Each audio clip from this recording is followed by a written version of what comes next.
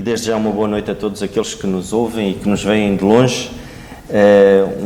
Um abraço muito especial à nossa irmã Filomena de São João, a nossa irmã Filomena que está em Inglaterra, mas a nossa irmã Filomena de São João, um abraço muito, muito especial. E assim como aqueles que estão longe, e um abraço ao pessoal em Angola, aos irmãos em Angola, ao Caleb e ao Luís também, ao nosso irmão Alberto no Brasil. Mas vamos dar início. E vamos então, estamos no capítulo 4 da Carta aos Colossenses, e a palavra de Deus diz-nos isto: Vós, senhores, fazei o que for de justiça e equidade aos vossos servos, sabendo que também tendes um Senhor nos céus. Perseverai em oração, velando nela com ação de graças, orando também juntamente por nós, para que Deus nos abra a porta da palavra, a fim de falarmos do mistério de Cristo, pelo qual estou também preso, para que o manifeste como convém falar. Andai com sabedoria, para com os que estão de fora, remindo o tempo, a vossa palavra seja sempre agradável, temperada com sal, para que saibais como convém responder a cada um. Tíquico, irmão amado e fiel ministro e conservo no Senhor, vos fará saber o meu estado, o qual vos enviei para o mesmo fim, para que saiba do vosso estado, console o vosso coração. Juntamente com Onésimo, amado, fiel e irmão, que é dos vossos, eles vos farão saber tudo o que por aqui se passa. Aristarco, que está preso comigo, vos saúda, e Marcos, o sobrinho de Barnabé, acerca do qual recebestes mandamentos. Se ele for ter convosco, recebei-o. E Jesus, chamado Justo, os quais são da circuncisão, são estes unicamente os meus cooperadores no reino de Deus e que para mim têm sido consolação.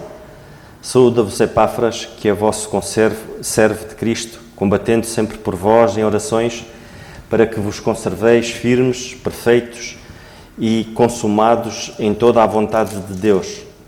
Pois eu lhe dou testemunho de que grande zelo por vós e pelos que estão em Laodiceia e pelos que estão em Herápolis. Saúda-vos Lucas, o médico amado, e Demas. Saudai aos irmãos que estão em Laodiceia e a Ninfa, a igreja que está em sua casa. E quando esta epístola tiver sido lida entre vós, fazei que também seja na igreja dos Laodicenses, e a que veio de Laodiceia, lede a vós também. E dizei a Arquipo, atenta, o ministério que recebeste do Senhor, para que o cumpras. Saudação da minha mão, de Paulo, lembrai-vos das minhas prisões, a graça seja convosco. Amém. E foi a leitura da palavra de Deus. Vamos agora ouvir o nosso irmão Carlos, que ainda está no versículo 11, e depois, se algum irmão ainda quiser falar acerca do versículo 11, tem um tempinho, para depois vamos entrar no versículo 12 com o nosso irmão Alberto. Mas vamos então ouvir o nosso irmão Carlos. Retomamos o nosso estudo em Colossenses 4:11, onde nós lemos: de Jesus, chamado Justo, os quais são da circuncisão, são estes unicamente os meus cooperadores no reino de Deus, e para mim têm sido consolação. Eu gostava de destacar a expressão são estes unicamente os meus cooperadores no reino de Deus, e particularmente cooperadores no reino de Deus e ainda reino de Deus. Alguns, ao lerem que os cooperadores de Paulo eram seus cooperadores no reino de Deus, e que o próprio Paulo, ao pregar, pregava o reino de Deus, segundo lemos em Atos 28, versículos 30 e 31, onde lemos que Paulo ficou 2 anos inteiros na sua própria habitação que alugara e recebia todos quantos vinham vê-lo pregando o reino de Deus. Dizem que afinal nós fazemos uma distinção onde ela não existe, ou seja, dizem que os 12 apóstolos nos evangelhos pregavam a mesma mensagem que o apóstolo Paulo, ou seja, todos pregavam o reino de Deus. E a grande questão é esta: será mesmo assim? Será que, apesar de ambos pregarem o reino de Deus, pregavam a mesma coisa? Ou pregavam uma mensagem homónima? Na passada sexta-feira falei aos jovens de vários exemplos de palavras homónimas na Bíblia, palavras que têm a mesma grafia e a mesma sonoridade, pronunciando-se do mesmo modo, mas com significados diferentes. Falei-lhes das palavras homónimas fé, evangelho e igreja, pois a Bíblia usa várias vezes estas palavras com significados diferentes, pois as suas ocorrências nas Escrituras não querem dizer sempre a mesma coisa, ainda que escritas da mesma forma e ditas ou pronunciadas da mesma maneira. Ora, nós aqui temos aquilo que podemos chamar uma expressão homónima, uma expressão que, apesar de nas suas ocorrências na Bíblia ter a mesma grafia e sonoridade, pode ter, e tem neste caso, significados diferentes. De facto, tanto os 12 como o apóstolo Paulo pregaram o reino de Deus, mas o reino de Deus com significados diferentes, pois a Bíblia fala do reino de Deus com significados diferentes. Para percebermos isto, comecemos por perceber duas expressões que muitos confundem como uma só. A expressão o reino de Deus e a expressão o reino dos céus.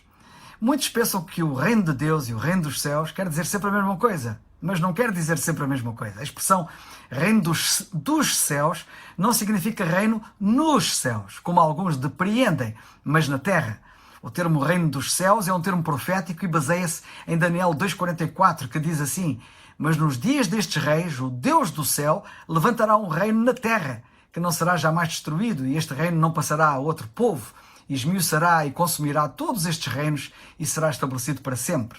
Ora, este reino é o reino dos céus, que foi o tema da pregação de João Batista, dos 12 apóstolos e do próprio Senhor Jesus Cristo, quando estava aqui na terra. Deus estava pronto para estabelecer este reino terreno e para o levantar, e levantá-lo-ia, se a nação de Israel se arrependesse. Contudo, sabemos que no livro dos Atos dos Apóstolos que Israel não se arrependeu e este reino ainda não foi levantado, aguardando um dia futuro, quando o Senhor Jesus Cristo voltar à terra em poder e glória. Agora, a expressão reino dos céus é sinónima da expressão reino de Deus.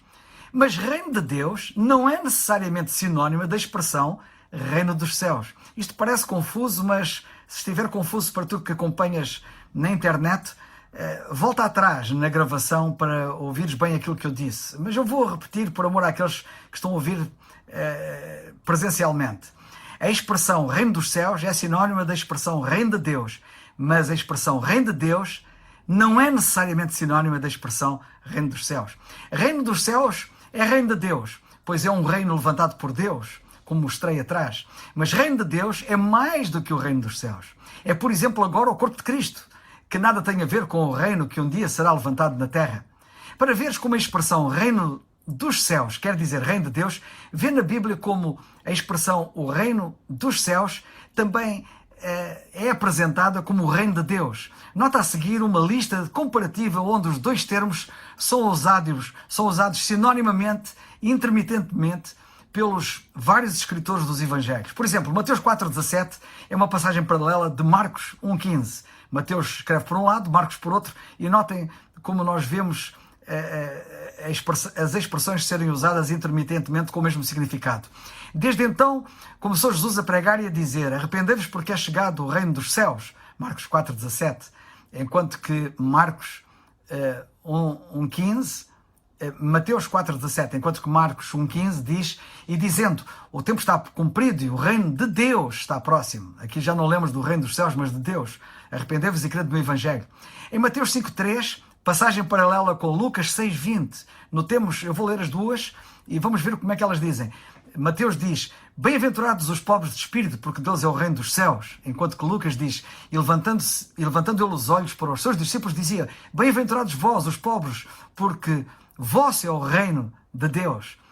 Enquanto que uma diz reino dos céus, outra diz reino de Deus. Mateus 11,1 e Lucas 7,28. Em verdade vos digo que entre os que de mulher têm nascido, não apareceu alguém maior do que João Batista, mas aquele que é o menor no reino dos céus é maior do que ele.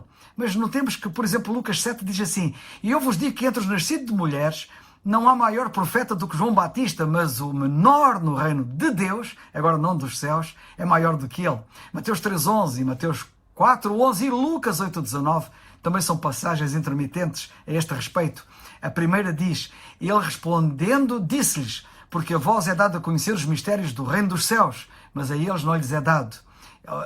Marcos diz, e ele disse-lhes, a vós vos é dado saber os mistérios do reino de Deus. Portanto, notemos que a primeira passagem diz reino dos céus, Mateus 13, e esta diz reino de Deus. E Lucas diz também reino de Deus, quando diz, e ele disse, a vós vos é dado conhecer os mistérios do reino de Deus, Lucas 8,10. Mateus 13,31 e Marcos 4,30 e 31 são mais duas passagens intermitentes que dizem assim, outra parábola lhes propôs dizendo, o reino dos céus é semelhante ao grão de mostarda, etc. A outra passagem diz, e dizia, é que assemelharemos o reino de Deus, ou com que parábola representaremos? É como um grão de mostarda. Portanto, o grão de mostarda é referido num aspecto como o reino de Deus e no outro como o reino dos céus. Em Mateus 19:14 e Lucas 18:16 também temos aqui duas passagens intermitentes que dizem assim. A primeira: Jesus, porém, disse: deixai os meninos e não os estorveis de vir a mim, porque dos tais, dos meninos, é o reino dos céus. Mateus 19:14. Enquanto que Lucas 18:16, passagem paralela, diz: mas Jesus, chamando-os, disse para si: deixai vir a mim os meninos e não os impeçais, porque dos tais é o reino de Deus. Portanto, uma diz que é o reino dos céus, dos meninos é o reino dos céus, e a outra diz que é o reino de Deus. Mateus 19:23 e Marcos 10:23 e Lucas 18:24 também são passagens intermitentes. Não vou ler para não perdermos tempo. Agora, nota como a expressão reino de Deus é mais vasta, é universal e pode nada ter a ver com o reino dos céus. A expressão reino de Deus pode, portanto, não ser sinónima da expressão reino dos céus. Enquanto que a expressão reino dos céus é sempre sinónima de reino de Deus pode não ser sinónima de reino dos céus. O aspecto universal do reino de Deus encontramos-lo, por exemplo, nas epístolas de Paulo. Os dois principais versículos são Romanos 14:17 e 1 Coríntios 15:50. E Romanos 14:17 diz: porque o reino de Deus não é comida nem bebida, mas justiça e paz e alegria no Espírito Santo. Nota que o reino dos céus é comida e bebida. Lucas 14:15 diz: e ouvindo isto, um dos que estavam com ele à mesa disse-lhe: bem-aventurado o que comer pão no reino de Deus. No reino de Deus, que é o reino na terra, aquilo é comida e bebida, o reino dos céus. Mateus 8:11 diz: mas eu vos digo que muitos virão do Oriente e do Ocidente e assentar-se-ão à mesa com Abraão, Isaque e Jacó, no reino dos céus. Portanto, no reino dos céus as pessoas sentam-se à mesa a comer, é comida e bebida. Mateus 26:29 diz: e digo-vos que desde agora não beberei deste fruto da vide, até aquele dia em que beba de novo convosco no reino de meu Pai, que é o reino dos céus. Portanto, no reino dos céus, o reino dos céus é comida e bebida. 1 Coríntios 15:50, o apóstolo Paulo diz: e agora digo isto, irmãos, que a carne e o sangue não podem herdar o reino de Deus, mas a carne e o sangue vão herdar o reino dos céus. Como nós vemos, eles vão comer e beber no reino dos céus. Paulo ensina que o reino de Deus universal não é material, mas espiritual. O reino material é comida e bebida, como vemos em Mateus 8:11. E os que entrarem nele terão corpos de carne e sangue, que os habilita a comer e a beber. Ora, não é assim com o reino de Deus espiritual. Os crentes encontram-se já, neste momento, no reino universal de Deus, em virtude de serem membros do corpo de Cristo. É por isso que gozamos já da justiça, da paz e da alegria do Espírito Santo. O reino de Deus universal também é chamado reino celestial, em 2 Timóteo 4:18, e reino de Cristo e de Deus, em Efésios 5:5, e reino do Filho do seu amor, em Colossenses 1:13. Este reino não pode ser o reino milenar terreno, pois o corpo de Cristo já se encontra nele, neste momento, enquanto que o reino milenar, o reino em que o Senhor vai reinar durante 1000 anos, ainda não começou. Foi este reino de Deus que Paulo pregou em Atos 28. Paulo nunca pregou o evangelho do reino dos céus. E foi este reino de Deus que os seus cooperadores também pregavam e cooperavam com ele na pregação do mesmo. O termo reino de Deus na Bíblia é, em conclusão, usado com mais do que um significado. É usado de dois modos diferentes. É usado, primeiro, acerca do reino milenar de Cristo, o seu reino de 1000 anos na terra, que é futuro, e em segundo lugar, é acerca do reino universal de Deus que tem existido desde sempre e que agora se materializa no corpo de Cristo. A confusão surge e abunda quando se pensa que este termo tem sempre o mesmo significado. Paulo só pregou o evangelho da graça de Deus. Foi isso que lhe foi dado a pregar e isso é reino de Deus. Diz ele: mas em nada tenho a minha vida por preciosa, contanto que cumpra com alegria a minha carreira e o ministério que recebi do Senhor Jesus para dar testemunho do evangelho da graça de Deus. Ele não pregou o evangelho do reino, pregou o evangelho da graça. Em suma, reino dos céus é reino de Deus, mas reino de Deus pode não ser reino dos céus. O reino de Deus agora não é comida nem bebida, mas justiça, paz e alegria no Espírito Santo, como lemos em Romanos 14:17. E foi isso que Paulo pregou. Pregar o evangelho do reino é pregar, é chegado o reino dos céus, como o Senhor Jesus Cristo ordenou que os 12 apóstolos pregassem em Mateus capítulo 10. Os cooperadores de Paulo eram cooperadores no reino de Deus, não no reino dos céus. Saibamos manejar, pois, bem a palavra da verdade, segundo somos exortados em 2 Timóteo 2:15. Saibamos distinguir coisas que diferem, como diz Paulo aos Filipenses, coisas que parecem iguais, mas que são diferentes, ainda que se escrevam e soem do mesmo modo, como nós temos estado a ver, que são as palavras e as expressões homónimas. A Bíblia também tem palavras e expressões homónimas. Não coloques este ensino num canto, ou seja, quero dizer que não o rejeites, que não o ponhas de parte, pois podes e deves cantá-lo. Vês? Há canto e canto. Canto de um lugar à parte, um canto, colocar as coisas num canto e cantar. O canto do verbo cantar. E, portanto, também há reino de Deus e reino de Deus. Que Deus nos abençoe. Só quero apresentar um pensamento ainda em relação ao versículo 11, que é o facto de o apóstolo, ele diz, Jesus chamado justo, os quais são da circuncisão. E o porquê do apóstolo ter que dizer esta frase? Porque aquilo que o apóstolo diz já é muito. Permita ao Senhor que acerca de mim seja dito o que ele diz acerca destes, o Aristarco, o Marcos, o Jesus chamado justo. Ele podia dizer, são estes unicamente os meus cooperadores no reino de Deus, e para mim têm sido de consolação. Se ele dissesse apenas isto, já dizia muito, porque eles eram cooperadores e eram consoladores.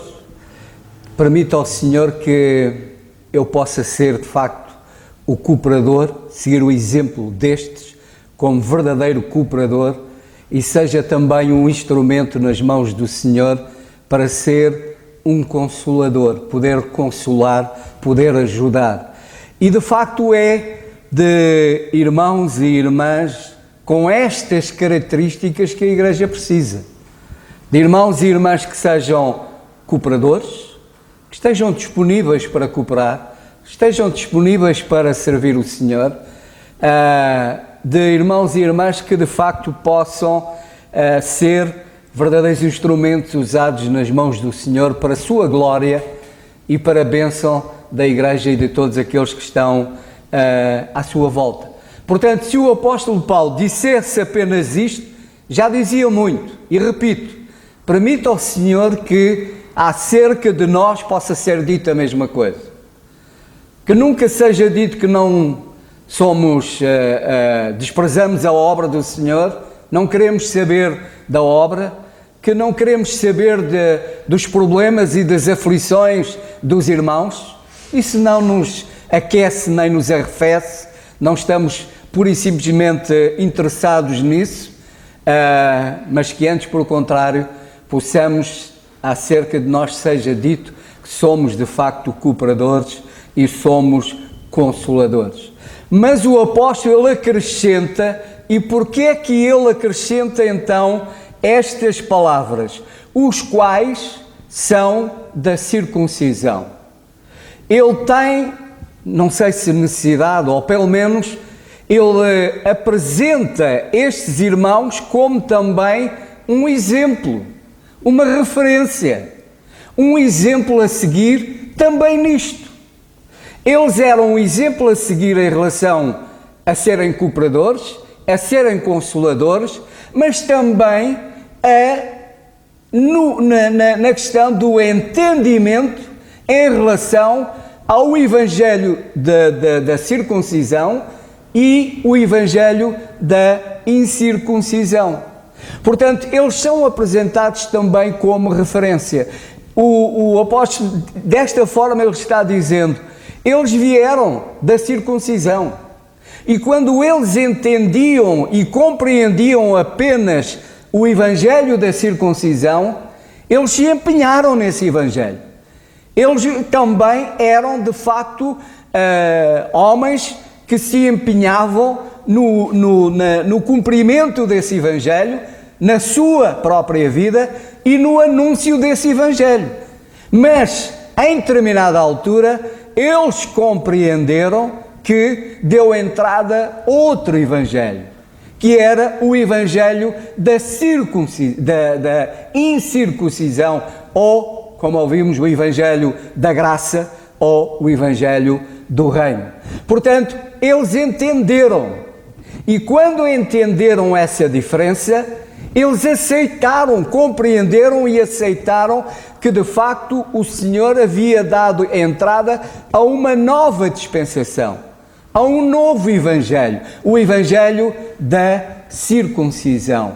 E eles entenderam de facto as diferenças, entenderam tudo aquilo que dizia respeito a este evangelho, o entenderam, o aceitaram, o viveram e o anunciaram.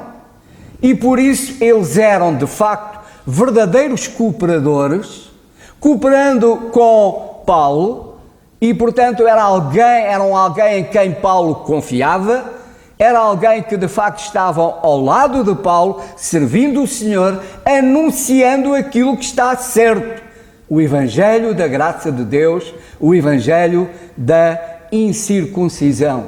E da mesma forma que eles se empenharam no anúncio do evangelho da circuncisão, eles estavam agora empenhados em relação ao evangelho da incircuncisão.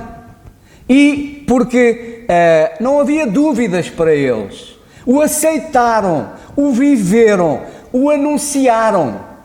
E de facto, irmãos, esta é a grande necessidade na igreja, o entendimento claro acerca destes dois evangelhos e o entendimento claro acerca daquilo que de facto diz respeito à igreja e que a igreja deve compreender, aceitar, viver e anunciar, porque só dessa forma realmente as coisas estão de facto bem.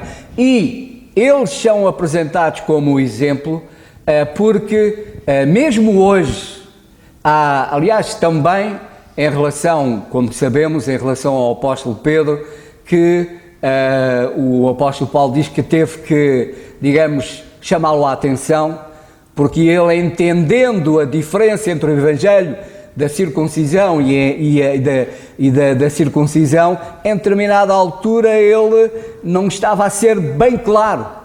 E quando nós não somos claros, nós contribuímos para a confusão. E realmente o que existe no meio da cristandade hoje em dia é confusão. E porquê? Porque não há um entendimento claro em relação a estes dois evangelhos.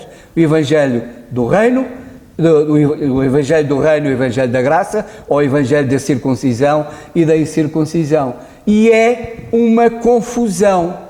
Eles estavam, digamos, totalmente com o evangelho da circuncisão, vivendo, e portanto não havia dúvidas para eles.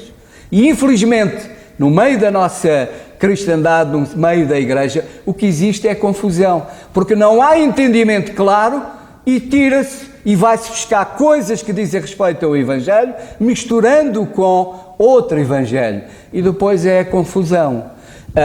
E de facto, irmãos, que o Senhor nos ajude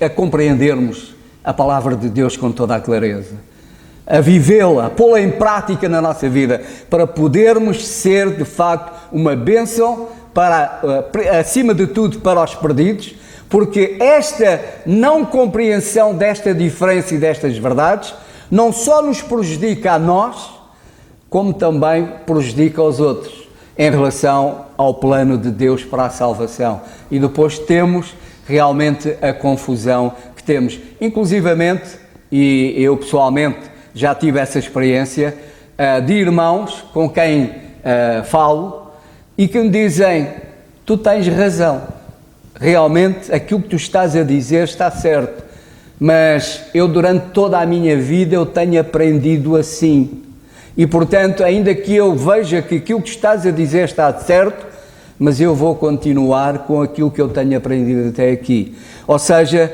anula-se a verdade de Deus pela tradição dos homens. E isso é que não pode acontecer, porque isso não traz glória para o nome do Senhor, porque não estamos no centro da vontade de Deus, nem traz glória para o nome do Senhor, nem traz bênção para nós e também para aqueles que precisam de ter um conhecimento claro acerca das Escrituras e, nomeadamente, acerca do plano de Deus para a salvação. Não pode haver dúvidas, não pode haver duas mensagens, porque isso é confusão. E isso é fazer a obra do diabo e não a obra de Deus. Por isso, irmãos, graças a Deus por estes irmãos que eram um exemplo, que o Senhor nos ajude a sermos também um exemplo no conhecimento claro da palavra de Deus, sem dúvida absolutamente nenhuma, e vivendo-a, esta palavra, com toda a clareza, com toda a certeza, para a glória do Senhor e para a bênção da Igreja e daqueles que estão à nossa volta. Que o Senhor nos abençoe. Irmãos, também um pequeno pensamento, muito rapidamente, ainda acerca do versículo 11, e o apóstolo Paulo, neste mesmo versículo, termina dizendo que para mim tem sido de consolação, ou seja, estes irmãos que ele menciona aqui, de facto têm sido de consolação para eles. E a minha pergunta é esta: o que é que nos tem servido de consolação a nós? Imaginemos o apóstolo Paulo, ele estava numa situação em que estava preso, o que é que o poderia consolar? Eu quando no passado eu lia esta passagem, eu pensava sempre assim, eu pensava que ele estaria a ser consolado por aqueles irmãos, no sentido de que eles o estariam a ajudar de alguma maneira, ou seja, o benefício seria de seu próprio proveito. Mas não é, esta passagem não nos diz isso, não nos mostra esta visão. Ou seja, o consolo que o apóstolo Paulo tinha, porque ele estava preso, nada podia ser feito, ninguém poderia fazer mais nada ali, porque ele estava preso, se ele estivesse na casa de alguém, e de facto nós poderíamos então pensar, ele tem sido consolado. Este consolo não é um consolo, ele não se refere a uma consolação em relação àquilo que estes irmãos têm feito na obra, o que estes irmãos têm feito, e como nós ainda agora ouvíamos, e que o Zé disse que eles eram cooperadores no serviço, e eles beneficiavam outros. E era isso que servia de consolação ao apóstolo Paulo. O apóstolo Paulo vivia uma vida consolada por amor aos outros. Será que nós nos consolamos quando vemos um irmão servir aos outros? Quando vemos um irmão fazer bem a outros? Isso serve de consolação? Isso enche-nos a alma? Eu gostava de vos falar muito rapidamente acerca de algumas características que devem ser de um consolador. Podíamos abrir agora em Tiago, no capítulo 3, na Epístola de Tiago, no capítulo 3 e no versículo 17, e a palavra de Deus diz-nos assim: mas a sabedoria que vem do alto é primeiramente pura, depois pacífica, moderada, tratável, cheia de misericórdia, de bons frutos, sem parcialidade e sem hipocrisia. Ora, o fruto da justiça semeia-se na paz, para que os que exercitam a paz. Uma das características de um consolador, de facto, é aqueles que são justos, são aqueles que exercitam a paz, que permeiam a paz. Nós geralmente oramos e, Senhor, sê o meu guia, sê o meu protetor, sê a pessoa que me dá ânimo todas as manhãs e todos os dias, depois de um dia de trabalho, que de facto tu possas ser o meu consolador, sê a minha força, Senhor, sê. E o que é que nós temos sido? Quando o Senhor diz assim, quando nós lemos na palavra que nós devemos ser imitadores do Senhor Jesus Cristo, então nós também temos que ser. E o apóstolo Paulo diz que estes homens, de facto, têm sido de consolação. Temos sido nós consoladores, temos sido nós protetores, temos sido nós pessoas que procuram a sabedoria que vem do alto para depois podermos praticar a justiça, porque a justiça é praticada na paz, num ambiente pacífico. Temos sido pacificadores uns dos outros. Que filhos temos sido, afinal, para o nosso Deus? Às vezes nós pensamos só ao contrário, mas devemos pensar nisto seriamente, porque o apóstolo Paulo, de facto, a consolação dele era ver aqueles irmãos andarem para a frente, era ver aqueles irmãos exercerem o ministério que lhes foi proposto, era ver aqueles irmãos darem a sua vida, estarem dispostos a dar a sua vida para os outros. Era a consolação do seu coração. Que o Senhor nos ajude, irmãos, a de facto buscarmos a sabedoria que vem do alto, porque ela é pura, ela é tratável, para depois então, na justiça, podermos exercer a paz, podermos praticá-la, pormos em prática no nosso dia-a-dia, não só na igreja, quando estamos reunidos, mas no nosso dia-a-dia, na nossa vida pessoal. Que o Senhor assim nos ajude, irmãos, e que isso de facto sirva de consolação aos nossos corações. E não tenho mais nada para dizer. Não sei se mais algum irmão quer, antes do nosso irmão Alberto poder dar o pensamento, já para o versículo 12, se quiser e se tiver algum pensamento, esteja à vontade, ainda temos algum tempo, senão vamos passar então ao nosso irmão Alberto. Graças a Deus por sua palavra. Louvo ao Senhor por mais esta oportunidade de estarmos juntos para estudar as Escrituras. E estar com os irmãos é muito importante. Peço licença agora para irmos ao verso 12 de Colossenses 4. Saúda-vos Epáfras, que é dos vossos, servo de Cristo, combatendo sempre por vós em orações, para que vos conserveis firmes, perfeitos, consumados em toda a vontade de Deus. Vimos no último estudo que a vida cristã, a vida de fé, é navegar. E como estamos navegando no mar revolto da vida? Será que por vento em popa, tudo sendo favorável? Ou estamos indo a vento de doutrina? Falar sobre Epáfras. Poucas informações vamos encontrar no Novo Testamento. Mas quem era este servo de Cristo destacado pelo apóstolo Paulo? Veja que no verso 12, ele envia também saudações. E assim como no verso 9, Onésimo, eles são da mesma igreja, da mesma região. É o que sabemos dele. Veja um tipo de ministro que o Senhor Deus deseja e espera de cada um de nós. Mesmo estando longe de sua igreja, de sua cidade, lá na Ásia Menor, este Epáfras, que se encontra agora preso em Roma, junto com Paulo e sua equipa, mesmo lá à distância, ele envia saudações e de forma angustiante ora pelos irmãos que estão em Colossos e naquela região do Vale do Lico. Veja que no capítulo 1 desta mesma carta, em Colossenses, no verso 7, no verso 8, nós vamos encontrar que é exatamente esse Epáfras que fundou a igreja. Como aprendestes de Epáfras, nosso amado conservo, que para vós é um fiel ministro de Cristo. Outra característica deste irmão, o qual nos declarou também o vosso amor no Espírito. Veja que este irmão ora o tempo todo. Mais ainda no verso 23 de Filémon, ele tem uma outra marca que o identifica como meu companheiro de prisão.